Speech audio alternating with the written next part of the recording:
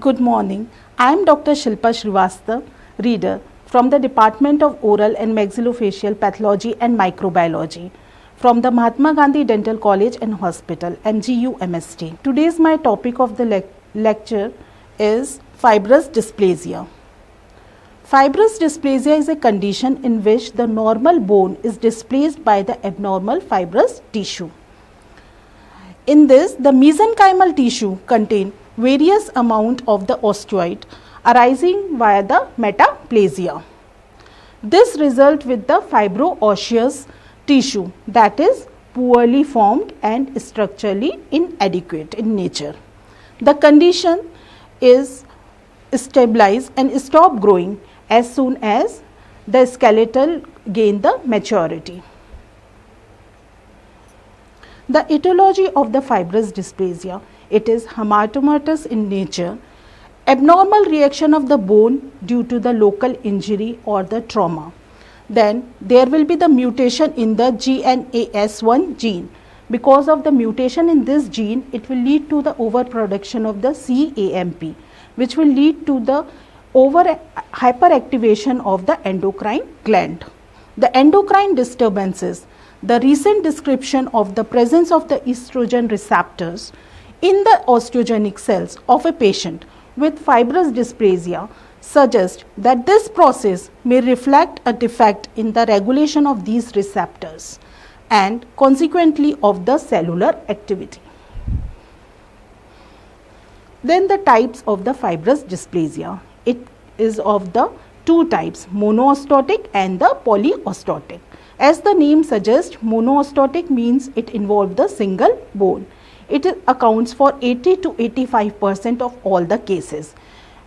Then the polyostotic, as the name suggests, it affects the several bones. It is further divided into the Jaffe type and the McEwen-Albright type. In the Jaffe type, almost entire skeleton is involved and there is the pigmentation. That pigmentation is known as Café-Lot spot. Then McEwen-Albright syndrome. This is the syndrome that includes polyostotic fibrous dysplasia, multiple cutaneous pigmentation and the hyperfunction of one or more endocrine glands. Then there is the Mazabrun syndrome. In this, the fibrous dysplasia and intramuscular myxoma and the risk of the sarcomatous myxoma with the risk of the malformation malignancy is commonly seen. Clinical features. Monoostotic fibrous dysplasia is commonly seen in the first and the second decade of the life. The sex, it commonly affects both the sexes, male and the females are equally affected. In the site, we see the maxilla is more involved than the mandible. In the maxilla, if it involves the adjacent bones like zygoma or the sphenoid, then it is known as craniofacial fibrous dysplasia. Here you can see the generalized swelling and the expansion of the cortical bones, and the affected bone shows a painless gradual swelling. The teeth which are affected are firm, but they can be displaced because of the huge swelling. Clinical term Leontiasis ossea is used for this because of the enlargement of the maxilla over the mandible and the patient gives the appearance of the lion face. In the radiographic features, as the bone is replaced by the fibrous tissue, so there will be the mixed radiolucency as well as the radio opacity in the early stage. Then at the later stage there will be the ground glass and the orange peel appearance. Here you can see there is the radiolucency with the ill-defined borders. The borders are not defined and they blend with the adjacent bones. Differential diagnosis. Clinically, fibrous dysplasia must be differentiated from ossifying fibroma and Paget disease. Radiographically, mostly it is a typical features, but it should be distinguished from the hyperparathyroidism and Paget disease, early stage of the Paget disease. Then the polyostotic fibrous dysplasia. In this, The age is mostly it affects the first decade of the life. It affects both the sexes, male and the female equally. Then the site, it can affect any bone in the skeleton, but mostly it affects the skull and the long bones. The sign and the symptom. Even though it affects the skull, but the common sign and symptoms arises when it affects the long bones.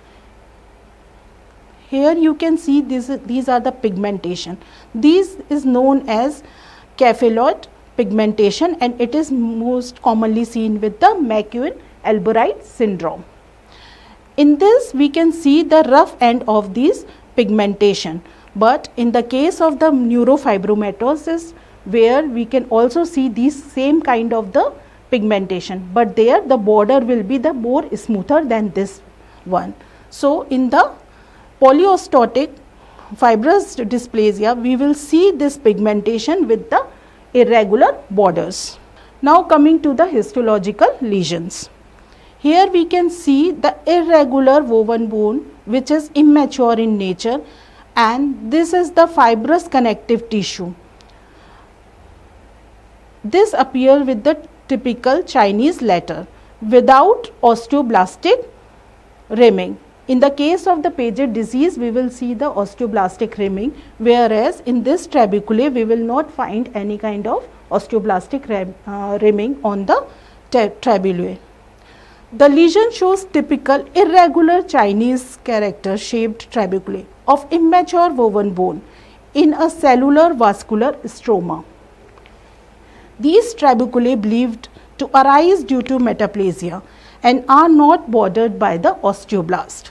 The surrounding stroma is highly cellular and vascular. Treatment. So as I have already told you, this is the self-limited disease. So it doesn't require any treatment. But if the lesion is large, in the case of the polyostotic fibrous dysplasia, there will be surgical recountering. In the other cases, it will be spontaneous remodeling of the bone occur. So this is the fibrous dysplasia. Thank you.